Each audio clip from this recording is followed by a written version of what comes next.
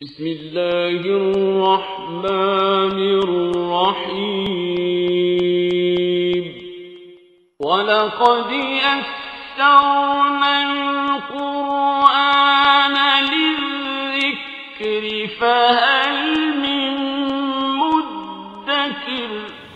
السلام علیکم ورحمۃ اللہ. الحمدللہ وکفا وسلام علی عبادہ الذین اصطفیٰ. اعوذ باللہ من الشیطان الرجیم. بسم اللہ الرحمن الرحیم. قل ارأیتکم ان اتاکم عذاب اللہ بغتۃ او جہرۃ هل یہلک الا القوم الظالمون. سورۃ الانعام آیت نمبر 47.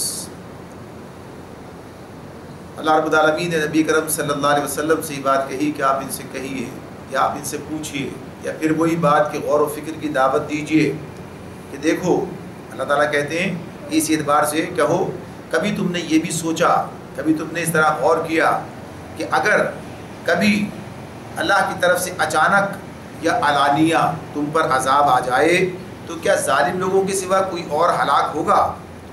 یہ سوال ہے جو اللہ تعالیٰ کی طرف سے لوگوں کے سامنے رکھا جا رہا ہے. یعنی دو صورتیں ہوتی ہیں. یعنی اس میں ایک تو یہ کہ بغتہ یعنی اچانک، جس کا پتہ نہیں تھا، انسان کو اندازہ نہیں تھا، چھپی ہوئی بات ہے.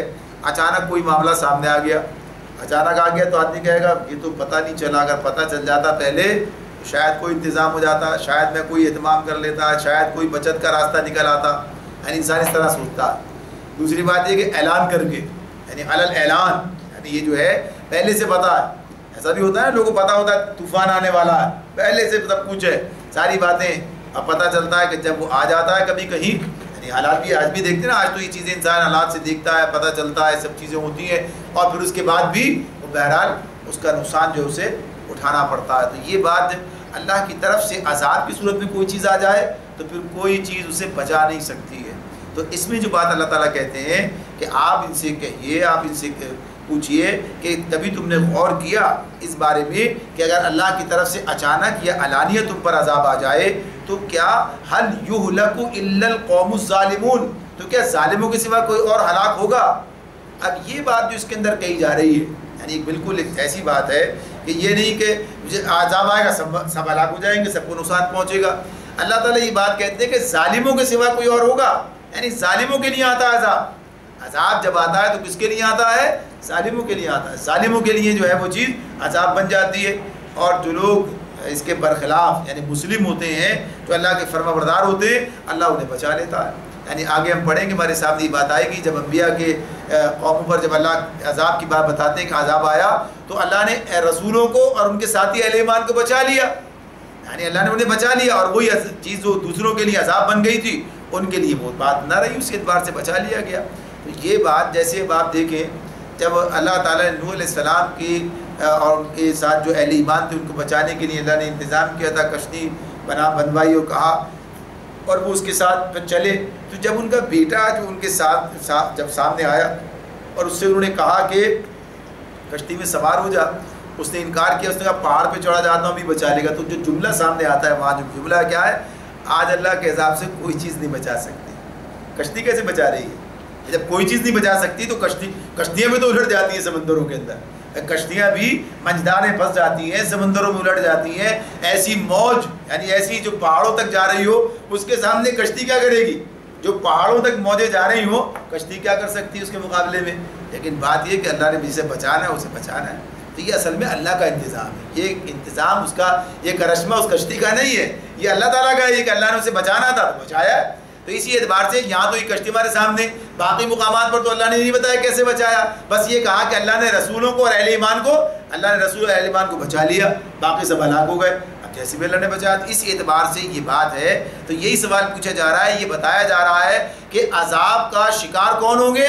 جو ظالم ہیں اس عذاب کا شکار ہو جائیں. تو ظالموں کو ہی بتایا جا رہا ہے کہ ظلم سے باز آ جاؤ. یعنی اگر تم نے یہ روش اپنی برقرار رکھی تو سوچ لو پھر کیا ہوگا. تو اس معاملے میں تو یہ چیز کہ انہیں عذاب کی خبر دیتے ہوئے بتایا جا رہا ہے کہ ان کے سامنے جو دوسرے مد مقابل اہل ایمان ہیں وہ ظلم نہیں کر رہے ہیں، یعنی وہ تو عدل پر قائم ہے، ان کا سارا معاملہ اسی اعتبار سے ہے. تو یہ جواب، یہ سوال ان سے کیا گیا. اور بھی فرمایا وما نرسل المرسلین الا مبشرین ومنذرین فمن آمن واصلح فلا خوف علیہم ولا هم يحزنون. فرمایا اللہ تعالیٰ نے کہ ہم جو رسول بھی بھیجتے ہیں وما نرسل، نہیں بھیجا ہم نے کوئی رسول، لیکن وہی بات کہ ہم بھیجتے ہیں، جب بھی ہم نے کوئی رسول بھیجا ہے، ہم جو رسول بھیجتے ہیں اسی لیے تو بھیجتے ہیں کہ وہ نیک کردار لوگوں کے لیے خوشخبری دینے والے اور بد کرداروں کے لیے ڈرانے والے ہوں. یعنی وہ کیا ہے؟ بشیر و نذیر. یہ بات ہے کہ اللہ مبشرین و منذرین، کیا بنا کر؟ صرف بشارت دینے والا اور ڈرانے والا بنا کر بھیجتے ہیں. بشارت ظاہر نیکوکاروں کو بشارت دی جائے گی، اور ڈرانا اور خبردار کرنا کسے ہے؟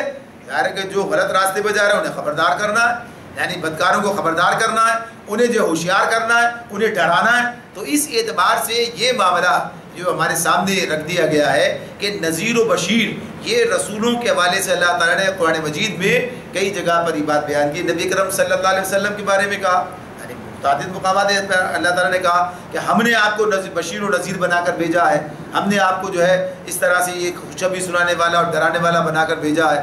تو یہ بشیر و نذیر کا جو معاملہ ہے کہ یہ ایک ایسا کام ہے کہ جو دونوں چیزیں توازن کے ساتھ میں، جو دونوں حوالے سے یہ کام کیا جانا ہے. یعنی جیسی جہاں ضرورت ہے، ظاہر ہے کہ بدکاروں کو ڈرانا پڑے گا، خوشخبری تو سنانے کی بات نہیں ہے. یعنی پہلے انسان کس چیز سے باز آتا ہے؟ پہلے اسے گناہ چھوڑنے کی بات ہوتی ہے. یعنی یہ تصور جو ہے یہ اس طرح نہیں ہے کہ آدمی سوچے، یعنی کسی آدمی کو پہلے کیا ہو؟ شرک چھوڑ دو، اللہ پر ایمان لے کر آؤ. پہلے کیا بات ہوگی؟ یعنی کفر چھوڑے، شرک چھوڑے اور اللہ پر ایمان لائے. اسی کی بات ہے نا. جیسے پہلے کیا کہتے ہیں؟ لا الہ الا اللہ، لا الہ کوئی الہ نہیں ہے. یعنی پہلے انکار ہے، پھر اس کے بعد سوائے اللہ کے، اللہ کی بات ہے کہ توحید ہے، یعنی اس کی بات بیان کی جا رہی ہوتی ہے. تو یہ انذار کے معاملے میں یہ تصور کہ شاید یہ کوئی اضافی چیز ہے اور اس کی ضرورت نہیں ہے، بس صرف خوشخبری سنا کے کام چل جائے گا، تو یہ معاملہ اس اعتبار سے نہیں ہے. وہ جو نبی کرم صلی اللہ علیہ وسلم کا ارشاد ہے کہ خوشخبریاں سناؤ اور نفرت نہ پھیلاؤ، اس سے مراد یہ نہیں ہے کہ اس طرح سے جو اگر آدمی کوئی غلط راستے پر ہے اس سے خبردار نہ کیا جائے، بتایا نا بھائی آگے کھڑے گر جائے گا، جہنم میں چلا جائے گا، یہ نہ بتایا جائے. بلکہ اصل بات یہ ہے کہ دین کو ایسے پیش کرنا کہ دین بڑا ہی مشکل کام ہے صاحب، یہ تو بڑا ہی خطرناک مرحلہ ہے اور اس میں آ گئے تو پتہ نہیں کیا بنے گا، اس سے منع کیا ہے. دین کی اصل بات، یعنی یہ بات بھی کوئی ایسی نہیں ہے کہ آپ لوگوں کو بے وقوف بنانے کی بات کر رہے ہیں. یعنی یہ تعلیم دی جا رہی ہے کہ بھائی آپ جو ہے ایسا اس کے اوپر جو ہے نا ملمہ چڑھا کر اور ایسا خوشگوار بنا کر دکھائے، وہ ہے ہی خوشگوار، وہ ہے ہی خوشگوار. یعنی انسان اسے پیش کرنے کی بات ہوتی ہے، کیسے پیش کرتا ہے، پیش کرنے کا انداز ہوتا ہے. تو اسلام اپنی اللہ تعالیٰ نے جب اسے کہہ دیا کہ وہ آسان ہے، دین کو اللہ نے آسان بنایا. یرید اللہ بکم اليسر ولا یرید بکم العسر، اللہ تمہارے لیے آسانیاں چاہتا ہے، مشکلات نہیں چاہتا ہے. یعنی اللہ تو خود کہتا ہے اور دین تو اللہ نے دیا. اور متعدد چیزیں ہمارے سامنے اس انداز کی اس میں آئیں گی، جس میں یہ بات ہے کہ انسان خود اپنے آپ کو مصیبت میں ڈالتا ہے، اللہ نے نہیں ڈالا. اللہ نے چیزیں ایسی نہیں بنائی ہیں. یہ نبی صلی اللہ علیہ وسلم کے ارشادات بھی ہیں، اسی نے کہا ہے کہ کام اسی طرح سے کرو جو توازن کی بات ہے، اسی میں کہا اپنے آپ کو مشقت میں نہ ڈالو. تو بہرحال بات یہ اس کے مراد یہ نہیں ہے کہ انسان جو ہے جو باتیں یعنی اس اعتبار ذمہ داری بنتی ہے دعوت کی، تبلیغ کی، امر بالمعروف و نہی عن المنکر کے حوالے سے کہ دونوں کام کرنے، یعنی جو لوگ غلط راستے پہ چلے جائیں، بد کرداری اختیار کریں، شرک کے اندر مبتلا ہو جائیں، تو انہیں خبردار کرنا ہے، بتانا ہے کہ بھائی یہ روش تمہارے لیے تباہی کی ہے، اس سے بعد آ جاؤ.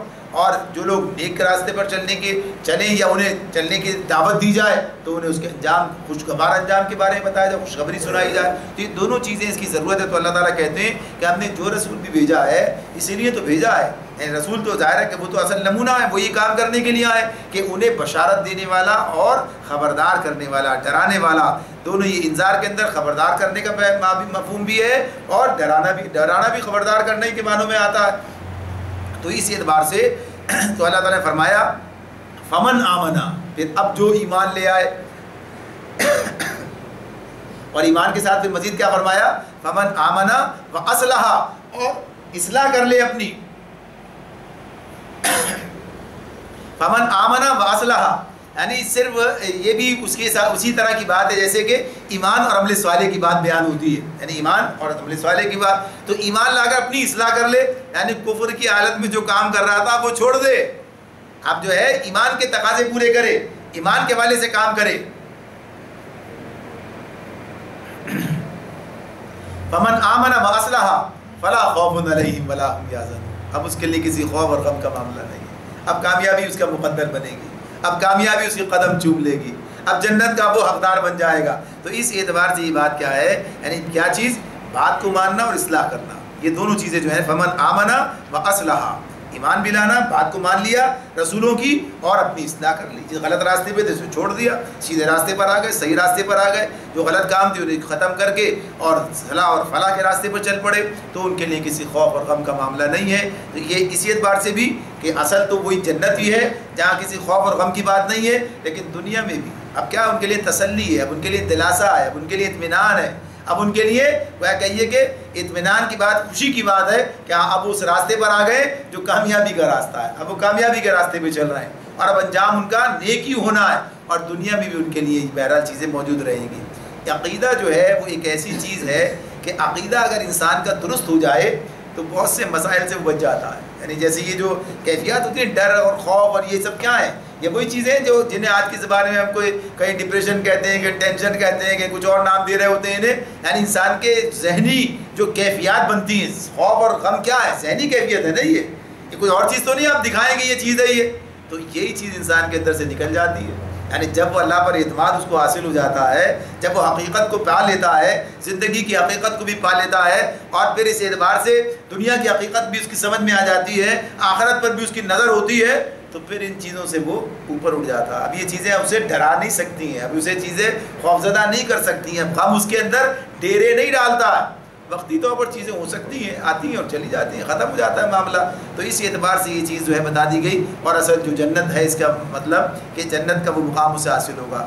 والذین کذبوا بآیاتنا، اور وہ لوگ جنہوں نے ہماری آیتوں کو جھٹلایا، یمسہم العذاب بما کانوا یفسقون، وہ اپنی نافرمانیوں کی پاداش میں سزا بھگت کے رہیں گے. اللہ بھی دونوں باتیں ساتھ ساتھ بیان کرتے ہیں.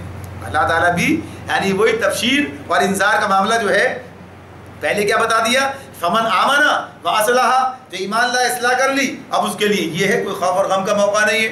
اور والذین کذبوا بآیاتنا، پہلو کا پہلو ساتھ ہی کیا کہہ دیا کہ جس نے ہماری آیتوں کو جھٹلا دیا، یمسہم العذاب بما کانوا یفسقون، اب اس فسق کی، اس نافرمانی کی بنیاد پر وہ سزا بھگت کر رہیں گے، عذاب کا شکار ہو جائیں گے. تو یہ دونوں کام اللہ تعالیٰ خود بھی ساتھ ساتھ کرتے ہیں. قل، آپ ان سے کہیے، آپ ان سے کہہ دیجئے، لا اقول لکم اندی خزائن اللہ ولا اعلم الغیب ولا اقول لکم انی ملک ان اتبع الا ما یوحى الی قل هل يستوی الاعمی والبصیر افلا تتفکرون. آپ انہیں بتا دیجئے، آپ ان سے کہہ دیجئے، نبی کرم صلی اللہ علیہ وسلم سے اللہ تعالیٰ فرماتے ہیں کہ آپ ان سے کہیے کہ میں تم سے لا اقول، میرا یہ قول نہیں ہے، میں تم سے یہ نہیں کہتا کہ اندی خزائن اللہ، کہ میرے پاس اللہ کے خزانے، اللہ کے جو خزانے ہیں، خزانے تو اللہ ہی کے ہیں، اللہ نے سب کچھ پیدا کیا ہے. یہ تو پیدا بات ہی نہیں کہ میں نے کچھ پیدا کر رکھا، بھئی یہ میں نے پیدا کیا، اللہ نے پیدا کیا، سب اللہ نے پیدا کیا. تو یہ کہ میں یہ نہیں کہتا، لا اقول، میرا یہ قول نہیں ہے، میں یہ نہیں کہتا کہ یہ اندی خزائن اللہ، کہ میرے پاس اللہ کے خزانے ہیں، فلا اعلم الغیب، اور نہ میں یہ کہتا ہوں کہ میں غیب کا علم رکھتا ہوں، ولا اقول لکم انی ملک، اور نہ میں تم سے یہ کہتا ہوں کہ میں فرشتہ ہوں. یعنی یہ تین باتیں اس مقام پر اللہ تعالیٰ کہتے ہیں کہ آپ ان سے کہہ دیجئے، یعنی آپ انہیں یہ بتا دیجئے، آپ انہیں یہ جتا دیجئے، ان کے سامنے یہ بات رکھ دیجئے. کس بنیاد پر یہ بات ہو رہی ہے، کس حوالے سے یہ بات ہو رہی ہے؟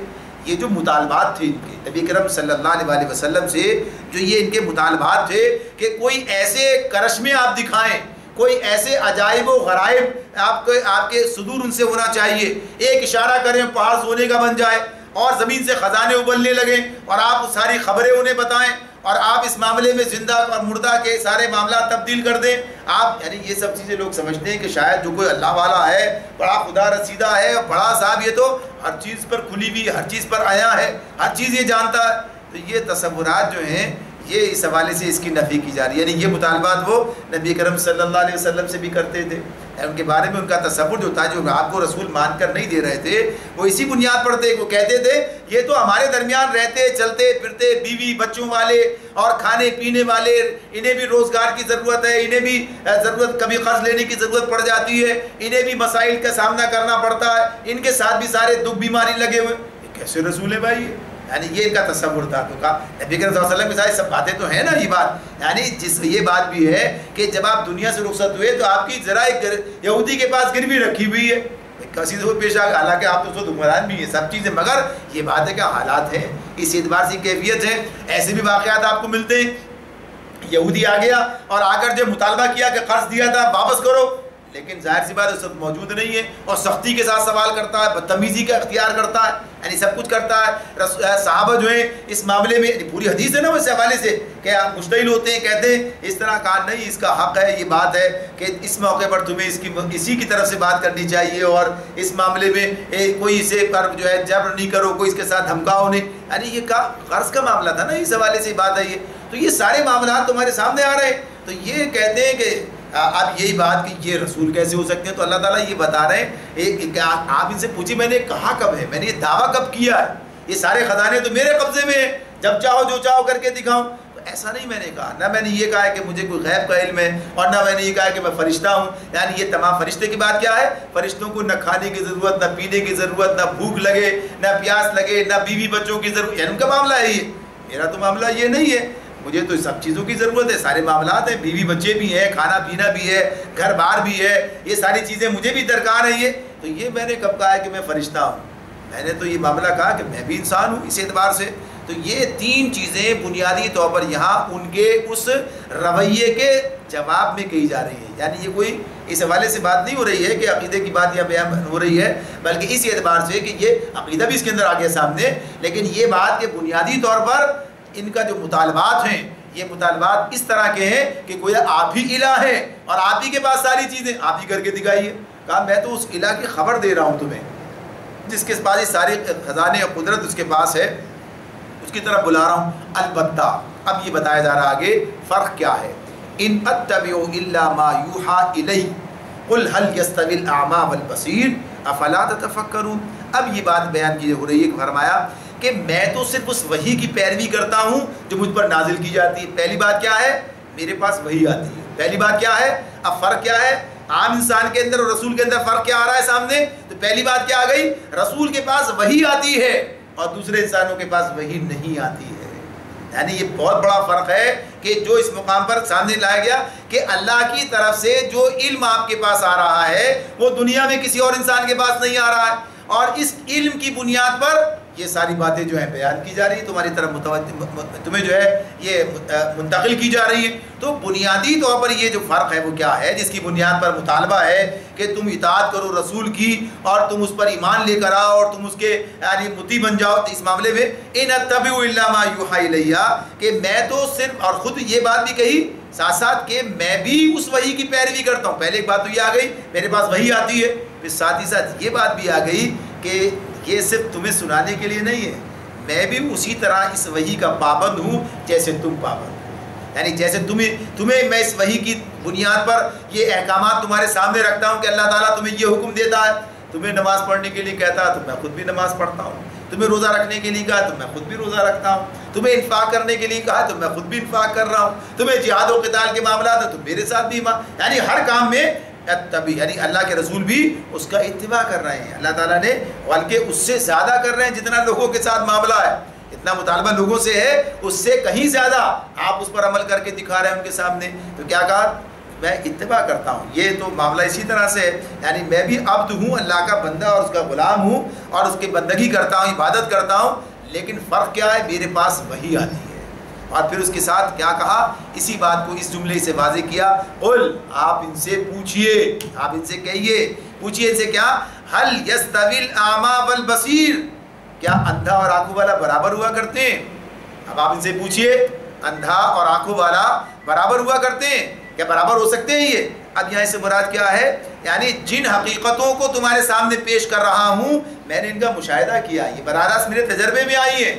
یعنی اب یہ رسول کی بات کیا ہے, وحی اس کے پاس آتی ہے تو کس طرح آتی ہے, فرشتہ وحی لے کر آتا ہے نا, وہ براہ راست کا مخاطب ہوتا ہے, وہ براہ راست اس کو کئی وہم گمان کا معاملہ نہیں ہے, پوری روشنی کے اندر. یعنی جیسے قرآن میں اللہ تعالیٰ نے وحی کی کیفیت کو بیان کیا ہے کہ اسے سورہ تکویر میں بیان کیا ہے, سورہ حاقہ میں بیان کیا, سورہ نجم میں بیان کیا, یعنی کیسے وحی جو جبرائیل علیہ السلام انہیں پہنچا رہے ہیں, یعنی اس طرح کا پوری تصویر بیان کیا, وہ ہمارے سامنے تصور پورا رکھ دیا ہے. تو اس اعتبار سے یہ تمام چیزیں واضح طور پر بیان کی گئی ہیں, بتائی گئی ہیں کہ رسول جو ہے وہ براہ راست مشاہدہ کر رہا ہوتا ہے, اور پھر اللہ بہت سی نشانیاں اسے دکھاتے بھی ہیں, بہت سی نشانیاں اسے دکھاتے بھی ہیں, بہت سی چیزوں سے وہ براہ راست واقفیت بھی حاصل کرتا. تو بنیادی طور پر یہاں پر یہ بات ہو رہی ہے کہ یہ سب چیزیں اللہ کی طرف سے مجھے ملتی ہیں، یعنی یہ اللہ بتاتا ہے تو میں تمہیں بتاتا ہوں، اللہ مجھے دکھاتا ہے تو میں تمہارے سامنے بیان کرتا ہوں، یہ میری اپنی کوئی طاقت نہیں ہے۔ یعنی رسول اپنے بارے میں یہ بات کہہ رہے ہیں کہ میں اپنی طاقت سے، اپنی قوت سے، اپنے اختیار سے یہ سارے کام کرتا ہوں، جیسے تم مجھ سے مطالبہ کرتے ہو یہ کر کے دکھاؤ وہ کر کے دکھاؤ، تو یہ میرے اختیار کا معاملہ نہیں ہے، یہ اللہ کے اختیار کا معاملہ ہے۔ تو اسی اعتبار سے پیش کیا گیا تھا۔ لیکن فرق کیا ہے؟ فرق یہ کہ میں آنکھوں سے وہ بات دیکھتا ہوں جو تم نہیں دیکھ رہے، یعنی میرے پاس وہی آ رہی ہے، میں ان حقیقتوں کو اس طرح سے دیکھ رہا ہوں کہ جو تم سے پوشیدہ ہیں، یعنی جو اللہ نے میرے سامنے روشن کی ہیں، جو اللہ نے مجھے دکھائی ہیں۔ تو یہ اعمیٰ اور بصیر کی بات ہے، یعنی تمہارے سامنے وہ حقیقت نہیں رہا، تم اس کی طرف سے وہ نابینا ہو اور میں ان کو دیکھ رہا ہوں تو میں بینا ہوں۔ تو اس اعتبار سے بات ہو رہی ہے۔ افلا تتفکرون، کیا تم غور نہیں کرتے، تفکر نہیں کرتے، سوچتے نہیں ہو، سمجھتے نہیں ہو؟ تو اس اعتبار سے یہ بات کی جا رہی ہے کہ یہ جو بات میں تم سے مطالبہ کرتا ہوں، یعنی ایک طرف تو یہی کہتے تھے نا ہماری طرح کے انسان ہیں، یہ ایسا کیسے ان کی بڑائی تسلیم کر لیں، کیسے ان پر ایمان لے آئے؟ تو کہا فرق یہ ہے میرے اور تمہارے درمیان کہ میرے پاس اللہ کا پیغام آیا ہے اور میں اس پیغام کو تمہارے سامنے پیش کر رہا ہوں، میں ان حقیقتوں کو جانتا ہوں جن حقیقتوں سے تم ناواقف ہو۔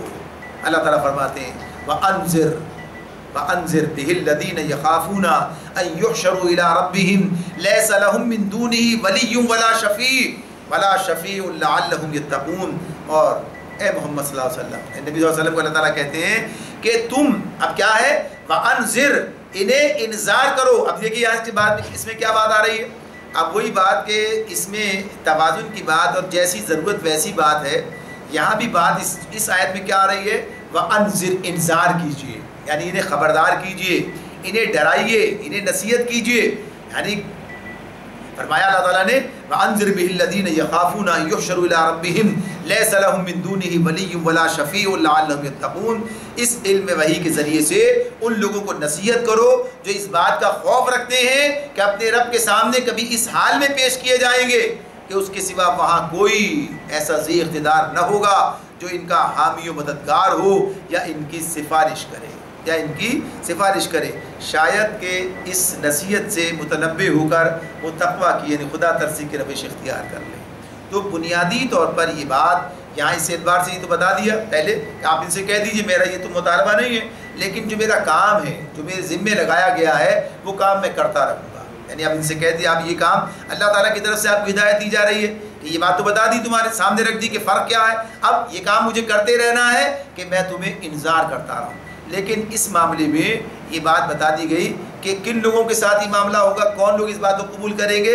یخافون ان یحشروا الی ربہم، جو اس بات کا خوف رکھتے ہیں کہ اپنے رب کے سامنے حاضر ہوں گے، پیش کیے جائیں گے۔ اس بات کو بھی اللہ تعالیٰ نے کئی مقامات پر، یہاں تو یخافون کے الفاظ آئے ہیں، دوسرے مقام پر خشیت کی بات آئی ہے۔ وَأَنذِرْ بِهِ الَّذِينَ يَخْشَوْنَ رَبَّهُمْ بِالْغَيْبِ وَأَقَامُوا الصَّلَاةَ، آپ انہی کو خبردار کر سکتے ہیں جو بے دیکھے اپنے رب سے ڈرتے ہیں، یعنی یہ اس کے بعد اور نماز قائم کرتے ہیں۔ تو یہ جب تک خشیت الہی انسان کے ذہن میں نہ ہو، دل میں نہ ہو، اس وقت تک کوئی بات اس پر اثر نہیں کرتی، یہ بات سننے کے لیے تیار نہیں ہوتا۔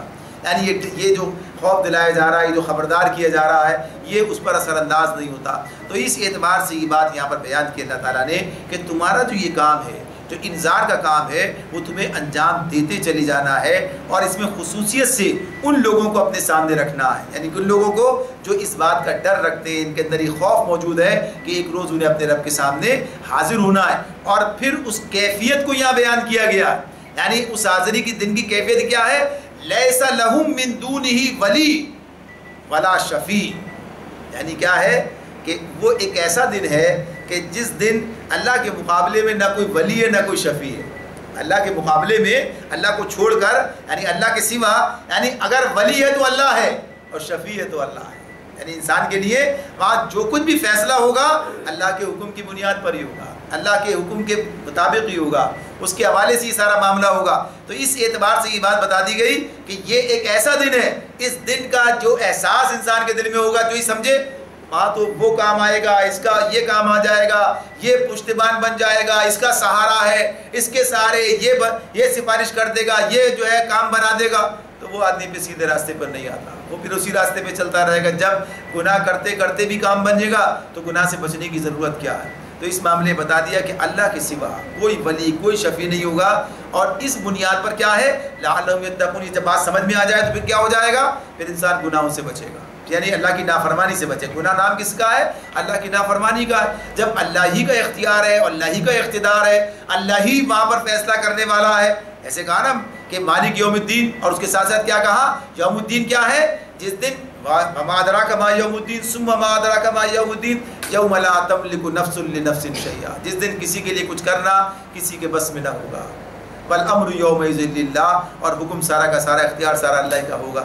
تو اس اعتبار سے یہ احساس یہاں پر دلا کر یہ لوگوں کو بتایا جا رہا ہے، یا نبی صلی اللہ علیہ وسلم سے بات کہی جا رہی ہے کہ یہی لوگ آپ کی بات قبول کریں گے، لہٰذا انذار کا ایک کام مستقل بنیادوں پر کرنا ہی ہے، لیکن خصوصیت سے ان کے ساتھ میں ان کے لیے کہ جو اس بات کا خوف رکھتے ہوں۔ تو اس میں یہ بات بھی سامنے ہمارے آ جاتی ہے کہ عقیدہ توحید اور عقیدہ آخرت دونوں پہلو بے پہلو چلتے ہیں، یعنی عقیدہ آخرت کی طرف بھی لوگوں کو متوجہ کرنا ہے، عقیدہ آخرت بھی ان کے دل میں اتارنا اور سمجھانا ہے، تو پھر یہ عقیدہ توحید کو قبول کرنے میں بھی معاون بن جائے گا۔ اللہ تعالیٰ ہمیں سمجھنے اور عمل کرنے کی توفیق عطا فرمائے۔ آخر دعوانا ان الحمد للہ رب العالمین۔